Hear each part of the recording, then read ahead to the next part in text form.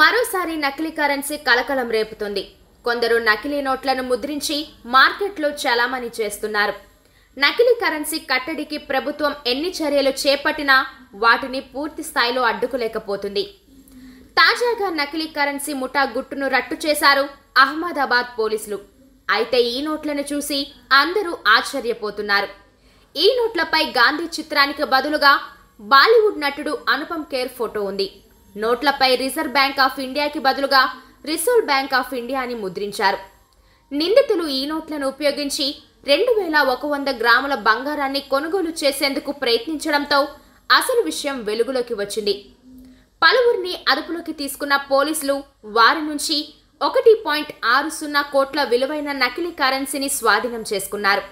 నకిలీ కరెన్సీకి సంబంధించిన వీడియోలు సోషల్ మీడియాలో వైరల్ అయ్యాయి. దీనిపై నటుడు అనుపమ్ ఖేర్ స్పందించారు.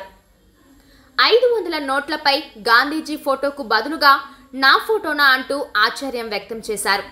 ఏదైనా జరగొచ్చు అంటూ రాసుకొచ్చారు. నోట్లపై రిజర్వ్ బ్యాంక్ ఆఫ్ ఇండియాకి బదులుగా రిజర్వ్ బ్యాంక్ ఆఫ్ ఇండియా అని ముద్రించారు.